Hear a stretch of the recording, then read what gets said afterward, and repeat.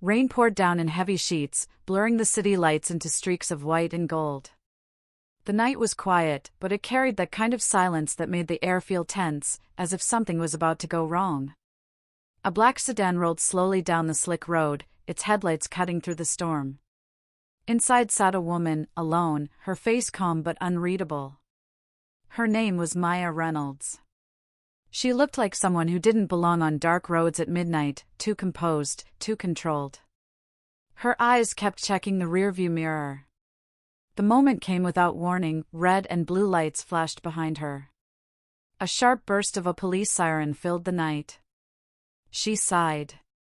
Not in fear, but in quiet frustration, like someone who had expected this and didn't have the energy to fight it. Slowly, she pulled the car to the side, her movements precise.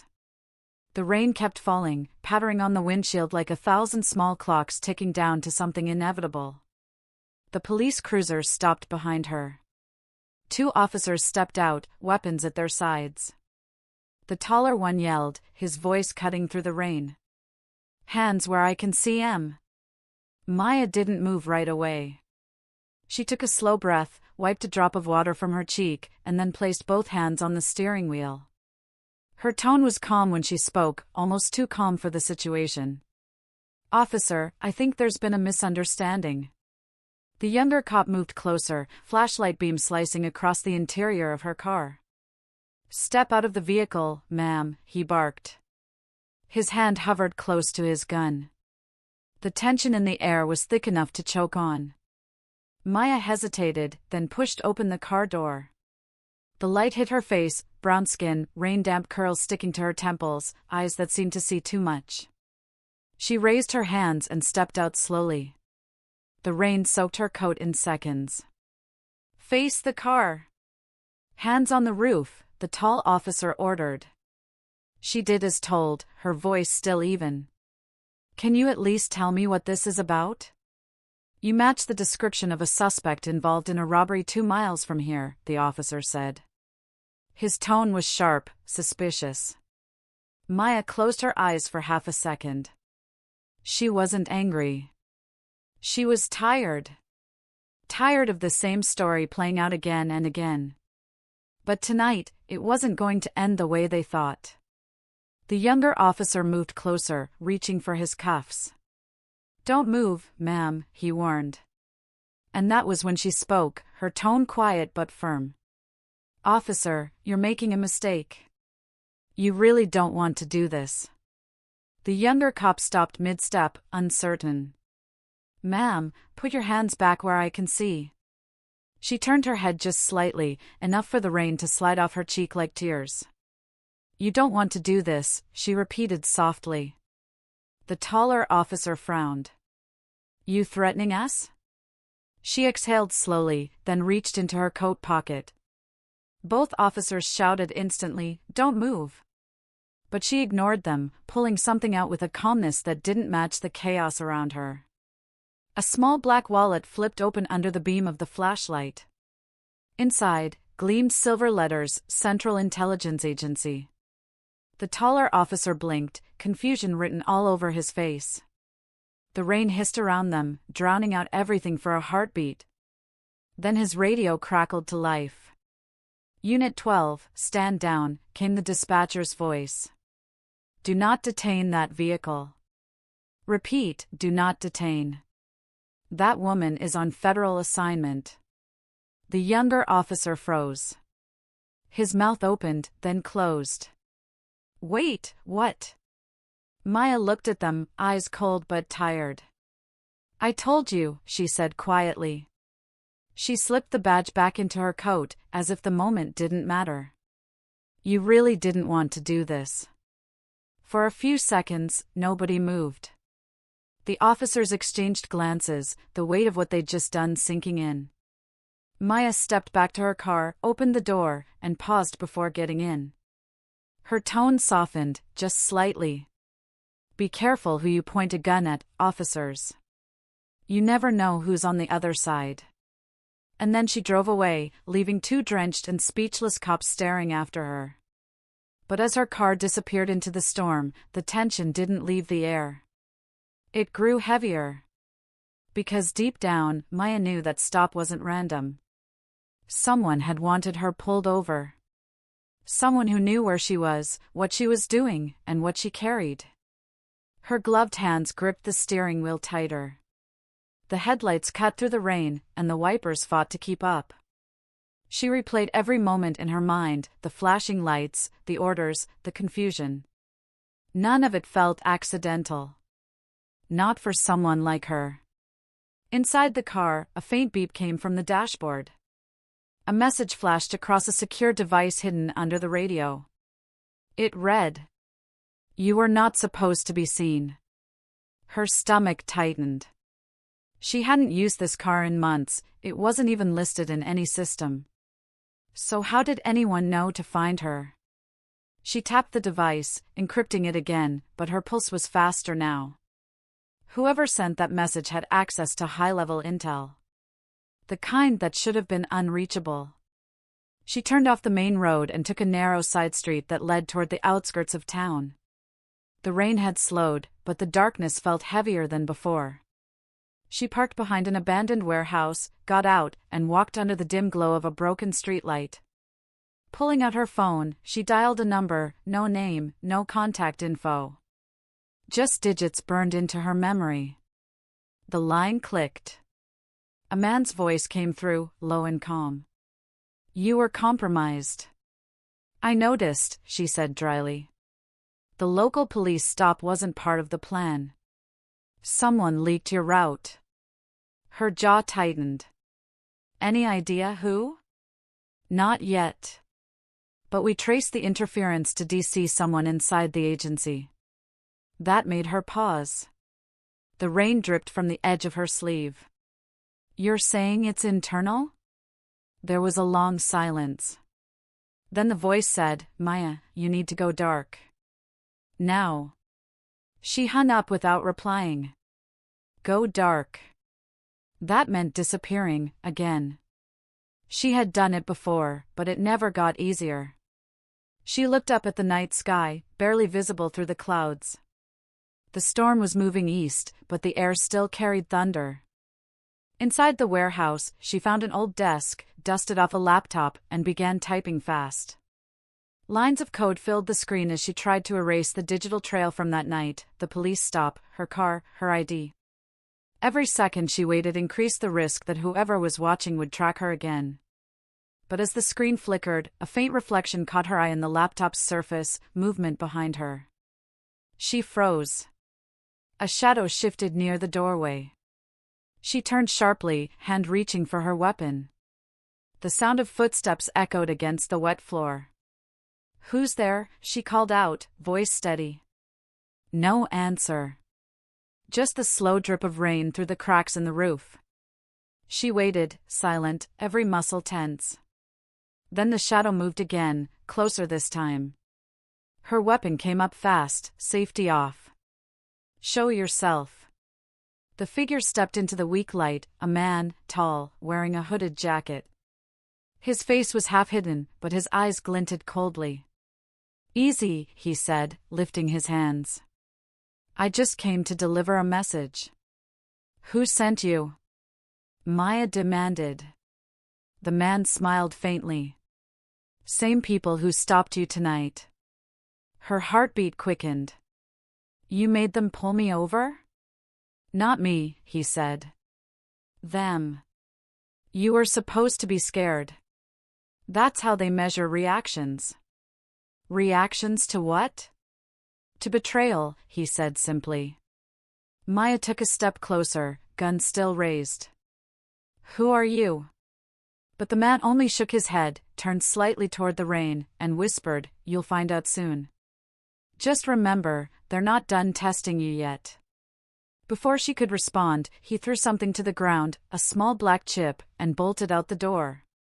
She ran after him, but when she reached the street, he was gone. No car. No sound. Just rain. She picked up the chip, small enough to fit on her fingertip. It had one engraving, a faint CIA crest, but altered. Someone had tampered with it. Back inside the warehouse, she slid it into her laptop. The screen blinked once, twice, and then displayed a single file name. Project Vigil. Her breath caught. She hadn't heard that name in years, not since the mission that almost destroyed her life. For the first time that night, Maya felt something she hadn't allowed herself to feel in a long time. Fear. She shut the laptop, wiped the rain from her face, and whispered to herself, "So it begins again." Then she disappeared into the night, leaving behind nothing but the faint echo of her footsteps and the glowing badge that no longer felt like protection, but a target. Morning sunlight spilled across the wet streets, washing away the storm from the night before. The world moved on, cars passing, shops opening, people drinking coffee, unaware that something dangerous had begun in the shadows. But for Maya Reynolds, sleep never came. She sat in a small motel room on the edge of the city, staring at the chip she'd found in that warehouse. Project Vigil. The words echoed in her mind like a ghost from a life she thought she had buried. Her phone buzzed quietly. No name, just a number. She hesitated, then answered. "Where are you?" a voice asked, sharp and direct. "Safe," she replied.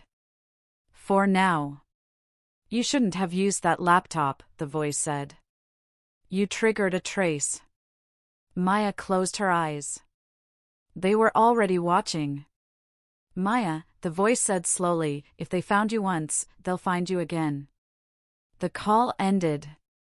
No goodbyes, not in her world. She sat still for a long moment, staring at the walls of the small, silent room. She had been trained to face every kind of threat, armed enemies, double agents, interrogation rooms. But what scared her most wasn't death. It was the feeling that she was suddenly alone. Meanwhile, across the city, the two officers from last night sat in their police station, pale and restless.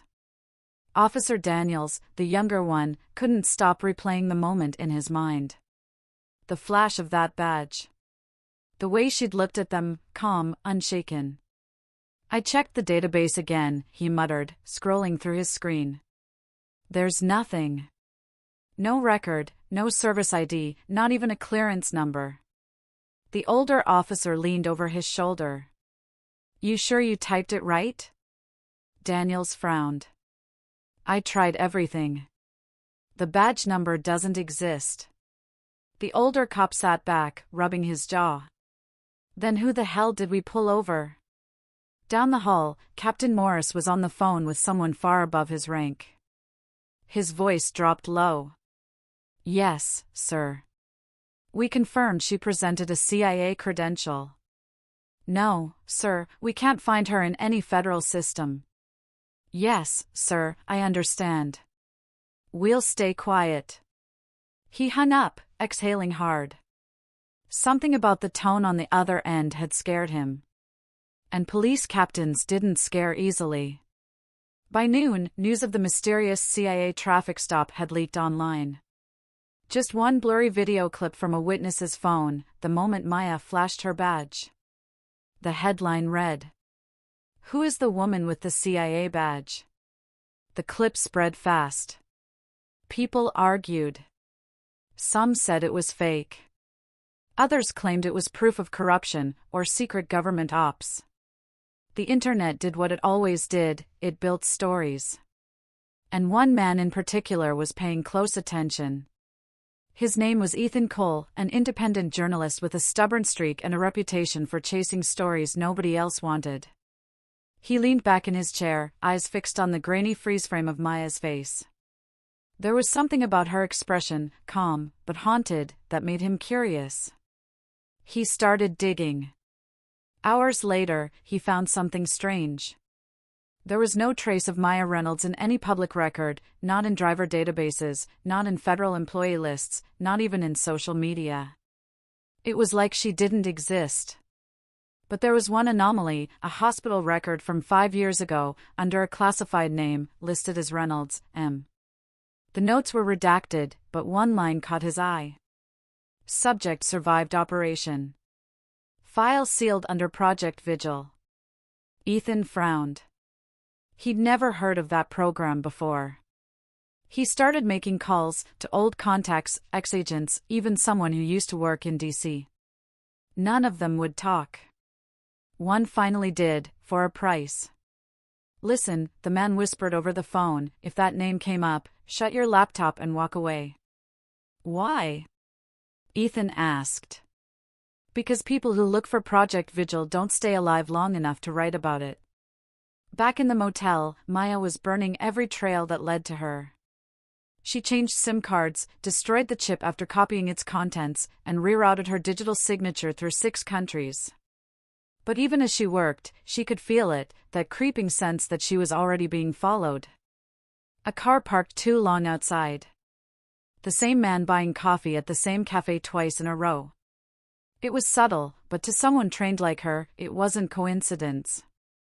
She packed her things quickly and checked out under a false name. As she walked to her car, she noticed the reflection of a camera lens on a nearby rooftop. Not police, not press. Surveillance. She didn't look directly at it, just slipped into her car and drove away. Her next stop was somewhere she hadn't been in years, an old safe house buried under an unused subway tunnel. The air was damp, filled with dust and the smell of rusting metal. Inside was a locker marked with a single symbol, the same crest she had seen on that chip.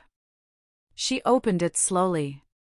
Inside were a few old photos, a half-burned notebook, and a flash drive labeled Vigil, Final. She plugged it into her encrypted device. It asked for a passphrase, something only she would know.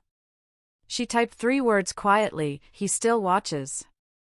The screen flickered. Then a folder opened, full of redacted documents. Most were unreadable, but one stood out, a report dated 8 years ago. It showed a picture of her, younger, in combat gear, surrounded by a classified team. The caption read, "Vigil Operative 01, Reynolds, M." Her heart sank. The others in the photo, they were all gone now. She remembered each face. Each loss. Each betrayal. And suddenly, the stop from last night made sense. Someone had found out she was still alive. Someone wanted her back on the board, or wiped off it. She was still staring at the photo when she heard a faint noise. Not from the tunnels, from her device. A new message appeared across the screen. "Hello again, Maya." Her stomach twisted. No sender. No traceable source. Just those words. She slammed the laptop shut and reached for her gun. Far above the city, in a clean office filled with glass walls and quiet air, a man in a gray suit watched the same motel footage on a monitor. His face was calm, but his voice was cold. "She knows," he said. Another man, older, stepped forward. "Then we proceed?" He nodded. "Yes. Make sure the story spreads. We'll see who comes looking for her." That night, Ethan received an anonymous email. The subject line read, "Project Vigil." The message had no text, just a single attachment, a photo of Maya standing in the rain, holding her CIA badge. He sat in the dark, staring at it. Something deep inside told him this wasn't just another story. He started recording his notes. "This woman," he whispered into his mic, "is either the most dangerous person in the country, or the one trying to save it." Meanwhile, Maya was driving toward the edge of the city, heading for the woods beyond. Her phone buzzed again, this time, a secure line. She didn't recognize the number, but she answered. "Maya," said a voice she hadn't heard in years, low, steady, familiar. "They found me too." Her grip tightened on the steering wheel. "You're supposed to be dead." A pause. "So were you." The line went silent. The road ahead stretched into darkness. She didn't know if the voice was real or another trap, but she knew one thing, whatever was happening, it wasn't over. It was only beginning. As she drove deeper into the night, she whispered to herself, "They erased me once. Let's see if they can do it again." Behind her, the city lights faded, and the screen on her dashboard flickered with a new alert. A satellite trace.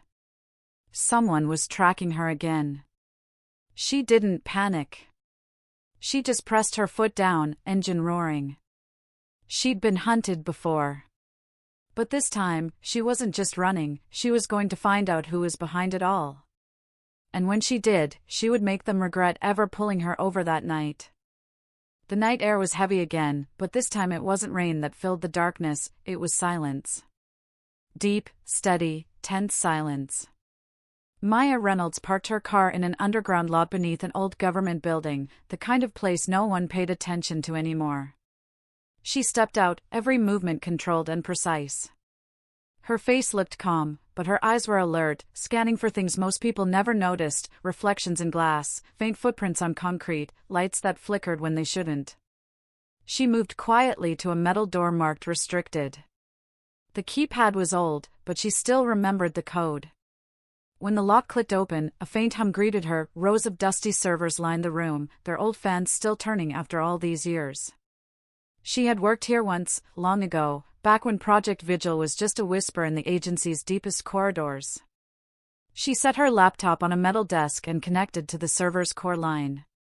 Her fingers flew across the keyboard, breaking into directories long forgotten. Most of the files were gone, erased, overwritten, replaced with static. But she found one fragment that survived. It was labeled Vigil 01 Debrief, Restricted, Level Omega. She opened it. Lines of redacted text filled the screen, but one sentence remained untouched. Subject Reynolds displayed abnormal biometric readings during mission failure protocol. Her brow furrowed. Abnormal biometric readings? She didn't remember that. She remembered the mission, the screaming radios, the explosion, the team that never made it home, but nothing about any readings. Then, a folder she hadn't clicked opened itself. Another file appeared. Vigil ND. She stared at it. It shouldn't have been there, not in the system, not after all these years. She hesitated only a second before opening it. A video loaded, grainy footage from a medical lab. Her own body on a table.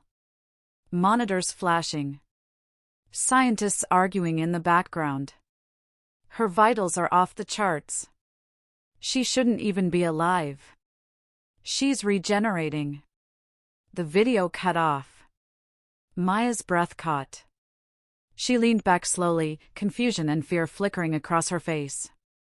Regenerating? That wasn't possible.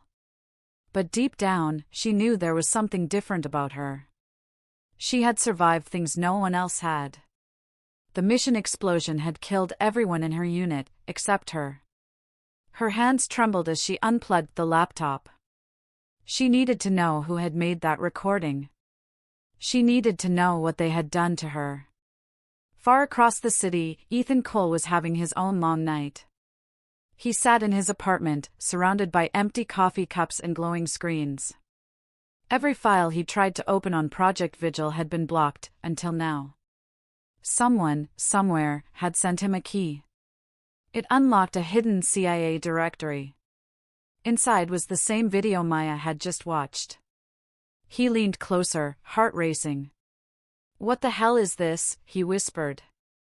The more he read, the worse it got. Project Vigil wasn't a standard operation. It was biological. It was a human enhancement program. Agents who volunteered for impossible missions were secretly exposed to something, a serum, or maybe a virus, to make them stronger, faster, nearly unkillable. But the records showed it failed. Everyone died. Everyone except Subject 01, Reynolds, M. Ethan sat back, stunned. The woman from the traffic stop, she wasn't just a CIA agent. She was a survivor of an experiment no one was supposed to survive. He grabbed his phone and called his contact again. "You told me to stay away," he said quickly. "Too late for that." "What did you find?" "Proof," Ethan said. "She's not just an agent. They did something to her." The line went quiet for a moment, then the voice said softly, "Then she's more dangerous than you realize." At that exact moment, Maya's phone buzzed. A hidden number. She almost ignored it, but something told her to answer. "You shouldn't have opened that file," a deep voice said on the other end. Her heart slowed. "Who is this?" "You were warned. Vigil was meant to stay buried." She clenched her jaw. "You made me this way. You buried me once. I'm done hiding." The line clicked. Silence. Then, a whisper came through, faint but chilling. "Then you better start running." A sound behind her made her spin, a door creaked. She drew her gun instantly, aiming toward the noise. A faint red light blinked on the wall. Motion sensor. Someone else was in the building. She moved silently down the corridor, steps light on the concrete. The air smelled faintly of ozone, the scent of electronics, and something metallic. Turning the corner, she saw him, a man in a dark suit, his face unfamiliar, but his stance professional. Not a thug. An operative. "Who sent you?" she demanded. He smiled faintly. "You did, once. You just don't remember." Her stomach tightened. "You're lying." He stepped closer, calm and deliberate. "I was on your team, Maya. We were all part of Vigil. Until it went wrong." She kept her gun raised. "Everyone on my team died." He shook his head slowly. "Not everyone. They made us disappear. New names, new lives. I've been waiting for this moment." "Why now?" "Because the people who made us want to finish what they started. You're the last piece they need." The floor creaked, his eyes darted toward her hand. He was fast, too fast, lunging before she could fire. The gun went off, echoing through the corridor. She hit the wall, fought back, sharp and efficient. He grabbed her wrist, she slammed her knee into his ribs, broke free, twisted, and aimed again. This time, the shot landed. He fell, clutching his shoulder, not dead but bleeding. He smiled weakly. "Still as good as ever." Maya crouched beside him. "Who sent you?" He chuckled, blood on his lips. "You already know. You just don't want to believe it." Her voice dropped to a whisper. "Who?" He looked at her with fading eyes. "Langley." She froze. The CIA itself. When she looked down again, he was gone, a syringe on the ground, empty, the fluid evaporating into air. She left the building fast, her heartbeat pounding, her mind racing. If Langley was behind it, that meant her own agency had turned against her. That meant she wasn't just being watched, she was being erased all over again. As she drove into the night, Ethan was already one step behind her. He had traced the source of the leaked Vigil file, and it led straight to a government IP address. He didn't know he was being watched through his own webcam. In a secure facility, a woman in a dark suit stood before a screen showing Maya's last known location. "She's awake," the woman said coldly. A man beside her replied, "Then it begins." Back on the road, Maya's phone buzzed once more, one new message. No number, no sender. Just 3 words. "We never stopped." Her hands tightened on the wheel. The road stretched ahead, dark and empty. Whatever Project Vigil was, it wasn't over. It was alive, and it wanted her back. She whispered to herself, "Then come find me." The camera of her life panned back, a lone car vanishing into the endless highway, hunted by the ghosts of its own government. The storm wasn't outside anymore. It was inside her now, and it was only getting stronger. The city never really slept. Even after midnight, its lights burned against the sky, a glittering mask that hid the darkness moving beneath. Somewhere in that restless glow, Maya Reynolds was sitting in a rundown diner, the kind of place where nobody asked questions. Her hood was up, her coffee untouched. She kept her eyes on the window, watching reflections more than the street itself. Every movement mattered now. Every shadow could be a tale. The waitress approached softly. "You okay, honey? You've been sittin' there a while." Maya offered a faint smile. Just waiting on someone. It was half true. She was waiting. But not for a friend. She had arranged this meeting through an encrypted channel, one known only to a few ex-operatives. She needed help and information. The man who claimed to have both was already late. When the bell above the door finally rang, her hand slid closer to her concealed pistol. A tall man entered, wearing a gray coat and a baseball cap. He scanned the diner once, then walked over and sat opposite her. His eyes were sharp, the kind that had seen too much. "You look worse than your file photo," he said. "I didn't know you were still alive," she replied evenly. "Neither did most people," he said with a half-smile. "So why risk contacting me? You know they're watching." "They already found me," she said quietly. "And they'll find you too, if they haven't yet."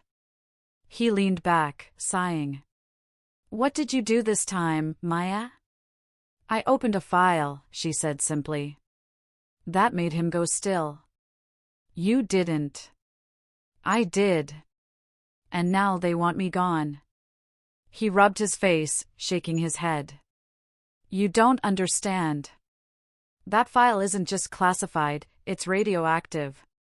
Everyone who's ever touched it is dead." "That's not a metaphor." "Then why are you still alive?" she asked. His expression turned dark.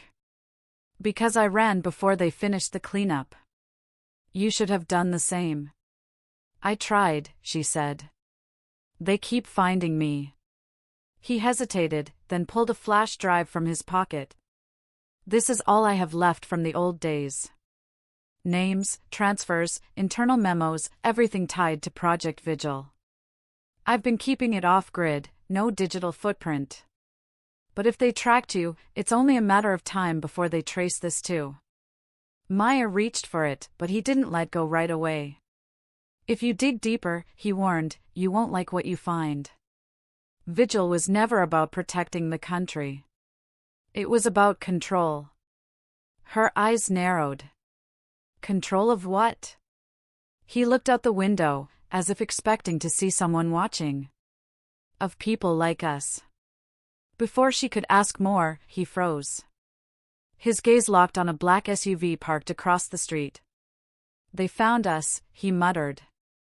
Maya turned. 3 men in tactical gear stepped out, their movements crisp, professional. "Agency. Not police." "Back exit," she said quickly. They moved fast through the kitchen, shoving past swinging doors, the smell of grease and old coffee thick in the air. Outside, the rain had started again, soft but cold. The man handed her the drive. "Go!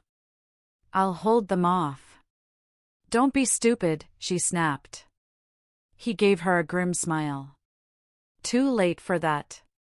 Before she could stop him, he turned and ran back toward the diner. Gunfire erupted seconds later. Maya ducked behind a dumpster, heart pounding, gripping the flash drive tight. The sound of breaking glass filled the alley. She didn't look back. Not this time. She made it to her car, started the engine, and disappeared into the maze of side streets. The flash drive lay on the passenger seat, small and ordinary, yet it felt heavier than lead. Miles away, in a quiet office lit only by computer screens, Ethan Cole watched the same events unfold on leaked street camera footage. He didn't know how, but someone inside the agency was feeding him live data. The caption on the stream read, "If you want the truth, follow her." He grabbed his camera bag, locked his apartment, and left. He had no idea that 2 black sedans started moving seconds after he did. Maya drove until the city lights disappeared behind her. She ended up in an abandoned industrial complex on the edge of a river, a place that once stored military vehicles, now forgotten by time. Inside, she connected the flash drive to her system and watched as folders appeared. Names, dates, locations. But one name repeated over and over: Director Samuel Wainwright. Her stomach turned. Wainwright had been her mentor at the CIA, the man who recruited her, trained her, protected her. If his name was on these files, it meant everything she'd believed about him was a lie. She opened one audio log. Wainwright's voice came through, cold and confident. Subject: Reynolds survived stage 3. Recommend full surveillance. If she displays awareness of modification, activate termination protocol. Her hands shook. He had ordered her death years ago, and she never knew. Outside, tires screeched. Headlights swept across the walls. She grabbed the drive and dived behind cover just as the door burst open. Agents flooded the warehouse. A voice echoed through a loudspeaker. Agent Reynolds. This is Director Wainwright. Stand down. Her breath caught. Hearing his voice in person after all these years was like a punch to the chest. She peered out from the shadows and saw him standing under the rain, surrounded by armed men. He looked older, colder. But his eyes were the same, sharp, watchful, always 3 steps ahead. Why? She shouted. Why me? Why any of us? Because you were perfect, he said calmly. Loyal, disciplined, brave. Until you started asking questions. You used us, she yelled. You turned us into weapons. Wainwright's tone didn't change. You were weapons, Maya. You volunteered for vigil. Her voice trembled, not from fear but from rage. We didn't volunteer for this. You lied to us. He smiled faintly. You think lies build empires? The truth does nothing but destroy them. The agents moved in. Maya ducked behind a pillar, fired 2 quick shots, dropped one of them. She darted left, sprinting for the side exit. Bullets tore through the air. She jumped behind a steel crate, loaded a new magazine, and kept moving. Wainwright's voice echoed again, calm as ever. You can't hide forever, Maya. You were created for one purpose. To serve. To obey. She shouted back, not anymore. A flashbang rolled across the floor, she covered her eyes, dove aside, and ran through the smoke. Outside, she reached her car, threw herself in, and sped off, tires screaming against the wet road. Her pulse thundered in her ears. Miles away, Ethan's GPS tracker pinged again. He was following her now, though he didn't know she was leading a trail that could get him killed. Inside the car, Maya pressed a shaking hand against her temple. The past and present blurred. She saw faces, her old teammates, the explosion, the lab lights. Regenerating. The word wouldn't leave her mind. What had they done to her? She looked at the flash drive in her hand. It was cracked, half broken from the fight. She couldn't risk losing what was on it. She needed a backup, someone outside the system. Someone who could expose Wainwright if she couldn't. As if fate was listening, her phone buzzed. Unknown number. She almost ignored it. Then she heard the voice. This is Ethan Cole, he said. I think we're chasing the same ghost. Maya didn't answer right away. The rain had started again, streaking across her windshield like tears she refused to cry. You have no idea what you've stepped into, she said finally. I think I do, he replied. And if I'm right, the world deserves to know. She pulled over on a deserted road. Meet me at the old East Ridge Power Station. Midnight. If you're followed, I'll know. She hung up. For the first time in years, she wasn't just running, she was planning. Back in D.C., Wainwright stood in his office, watching the rain slide down his window. His assistant entered quietly. She escaped again. He didn't turn around. Good. Let her run. A cornered agent is predictable. But one who thinks she's free, she'll lead us right to the real threat. Sir? He finally turned, eyes cold. Reynolds isn't our problem. It's whoever's feeding her information. Find them. The assistant nodded and left. Wainwright looked at the photo on his desk, a younger Maya, smiling, full of trust. You always wanted the truth, he murmured. Now you'll see what it costs. And somewhere in the dark, far from the city's hum, Maya sat in her car, staring at the flickering light on the flash drive, the heartbeat of everything she thought she knew, pulsing quietly in her hand. She whispered, "You started this, director. I'm going to finish it." The camera of her story faded out on that cold whisper, leaving only the sound of the rain, and the sense that something much bigger than either of them had just begun to move. The night swallowed the road ahead. The only light came from the car's headlights cutting through the mist that hung low over the deserted highway. Maya's grip on the steering wheel was tight, her knuckles pale in the faint glow of the dashboard. The rhythmic sound of the windshield wipers was the only noise that broke the silence, a slow, steady beat that matched the pounding of her heart. She had been driving for hours, every turn of the road pulling her further away from the city and deeper into nowhere. Every time she checked the mirror, she half expected to see headlights behind her, but the road stayed empty. Too empty. The flash drive sat on the passenger seat beside her, cracked but still working.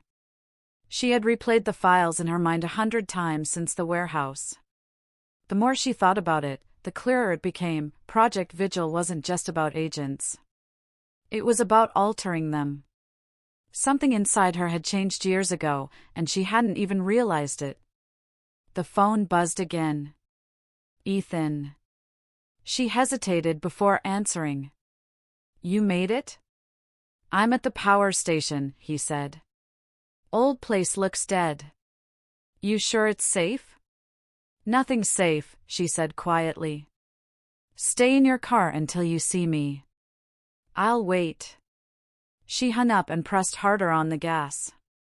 The power station was 30 minutes ahead, deep in the forest near the river. It had been abandoned for a decade, the perfect meeting place for people who wanted to stay unseen. As she drove, memories began to bleed through the silence. Wainwright's voice. The training camps. The injections. The endless nights where she thought she was being made stronger for her country, when in truth, she was being changed. Her phone buzzed again, but this time it wasn't Ethan. A private number. She frowned and answered. Maya, said a familiar voice. Calm. Cold. Wainwright. Her pulse spiked.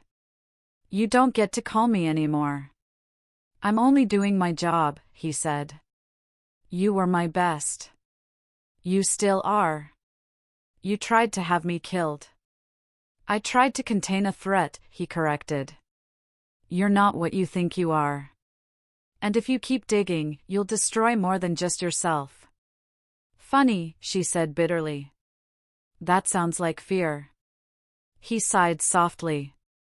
You can't outrun what's inside you, Maya. You've already seen the signs, haven't you? Her hands tightened on the wheel. She didn't answer. The strength. The recovery. The sleepless nights. You felt it, he said, voice low and precise.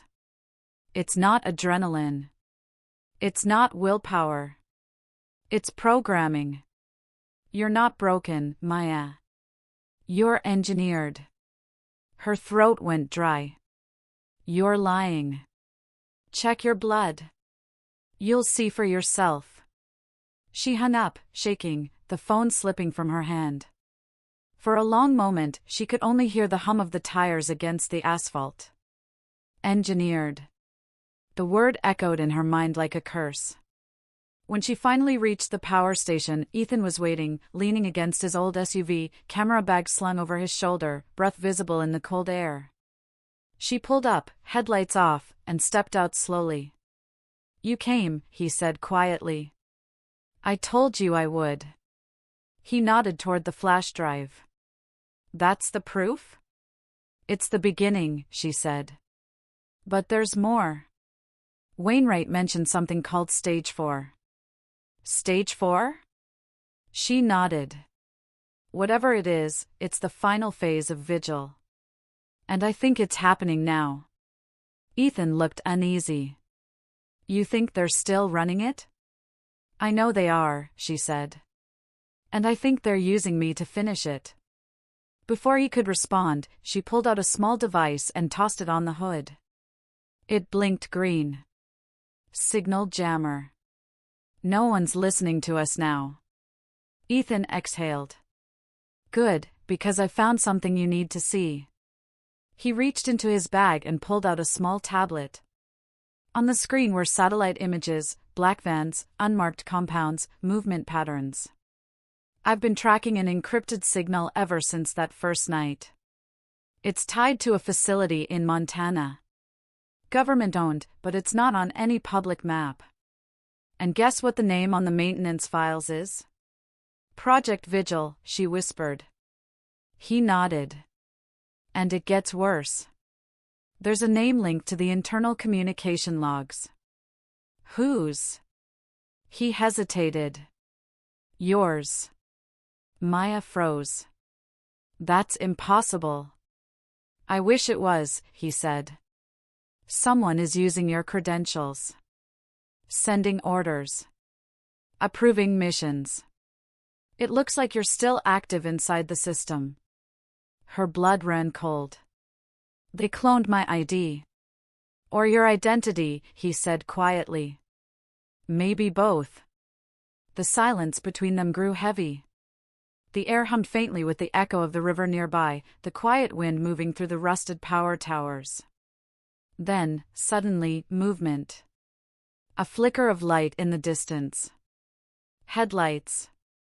Ethan noticed it too. We've got company. Maya snatched the drive, slammed the laptop shut, and yanked open her car door. We need to move. They tore off down a dirt road, headlights off, mud splattering across the windshield. Behind them, the other car accelerated, its lights bouncing through the trees. Who is it? Ethan shouted. Agency, she said. Has to be. Bullets hit the rear window, glass shattered. Maya swerved, keeping control, cutting through the forest road like she'd driven it 100 times. They're too close. Ethan yelled. Hold on, she muttered. Ahead, the dirt road split in two, one path led down toward the river, the other up a narrow hill. She hit the brakes hard, spun the wheel, and sent the car sliding sideways down the river path. The pursuing SUV followed too fast, it clipped a tree, flipped, and exploded in a flash of fire that lit up the night. Ethan stared, wide-eyed. You jest. Not the first time, she said flatly. They stopped near the water. Smoke from the wreck burned through the trees. Maya stepped out, trembling from the adrenaline. The rain had started again, cold, sharp, relentless. Ethan joined her. So what now? She looked out at the black river, the reflection of the flames flickering across it. Now we find out what I really am. He frowned. You mean?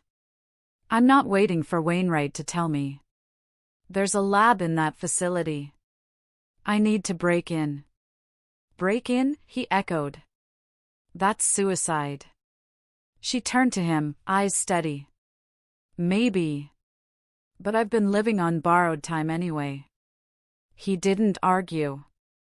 He could see it in her face, the resolve of someone who'd already accepted that the truth would cost everything. She looked down at her arm, then slowly rolled up her sleeve. Beneath her skin, faint lines of light pulsed, blue, rhythmic, almost like veins glowing from within. Ethan stepped back, eyes wide. What the hell? They did this to me, she said softly. Now I know what he meant. He was speechless for a moment.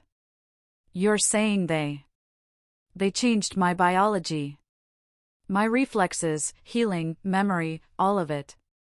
I'm not fully human anymore. The confession hung heavy between them, broken only by the crackling fire in the distance. Ethan finally said, "Then maybe that's why they're afraid of you." She met his eyes. "They should be." Thunder rolled across the sky. The rain poured harder, washing the dirt and smoke into the river. Maya took one last look at the burning wreck, then turned toward her car. "We move at dawn. You still want to see how deep this goes?" Ethan hesitated, then nodded. "All the way." She started the engine. The headlights cut through the rain again, two narrow beams pushing into the unknown. Behind them, in the wreckage of the flipped SUV, a small red light blinked, a tracker, still active, still transmitting.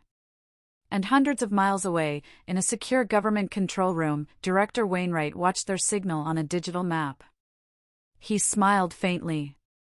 "Perfect," he murmured. "Let her come to us." The screen zoomed in on Montana. A single label blinked in the center. Project Vigil, Stage 4, active. The morning came gray and quiet. The storm had passed, but the clouds still hung heavy over the horizon, like the world itself was holding its breath. Maya's car rolled slowly down the last stretch of cracked road leading into the Montana Valley. Around them, endless pine forests covered the hills, and mist crawled low over the ground like smoke. Ethan sat in the passenger seat, eyes fixed on the laptop screen balanced on his knees. "We're close," he said softly. "Half a mile north. I can see the compound walls on satellite view." Maya nodded, her face calm but unreadable. She hadn't slept. The lines beneath her eyes were darker now, but her gaze was sharper than ever, focused, controlled. The kind of focus that only comes when there's nothing left to lose. She stopped the car behind a ridge, hidden from view. "We go on foot from here," she said. Ethan closed the laptop. "You think they're expecting us?" "They've been expecting me for years," she said quietly. They stepped out into the cold air. The silence was thick, no birds, no wind, only the distant hum of the facility hidden among the trees. The building was huge, surrounded by electric fences and watchtowers. Black glass walls reflected the pale sky. It looked like something pulled straight out of a nightmare. Ethan whispered, "How do we even get inside?" Maya pulled a small chip from her pocket, a security key she had stolen long ago. "They built this place with my DNA," she said. "I don't need to get in. I belong here." They moved quietly through the forest until they reached the perimeter fence. Maya knelt down, attached a small device to the power box, and watched as sparks flickered. The lights on the fence dimmed for a moment, just long enough for her to cut through. They slipped inside. The air inside the compound was colder. The walls hummed faintly with energy.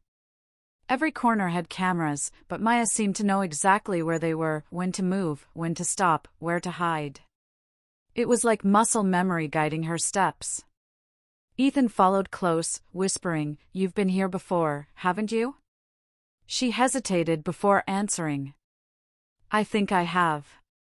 That made him stop for a second. "You think?" She turned her head slightly. "I remember flashes. Lights, voices, tests. They erased most of it. But some things never fade." They reached a steel door marked "Authorized Personnel Only." Maya pressed her palm to the scanner. For a tense moment, nothing happened, then a green light blinked, and the door slid open. Ethan stared. "Your clearance still works?" "I told you," she said. "I'm still in their system." The corridor inside was long and sterile, lined with glowing panels. Somewhere deep in the building, machines hummed like breathing giants. They passed rooms filled with glass tanks, each one containing something suspended in fluid. Human shapes. Half-formed. Ethan whispered, "Oh my God." Maya stopped in front of one tank. A woman floated inside, connected to wires and tubes.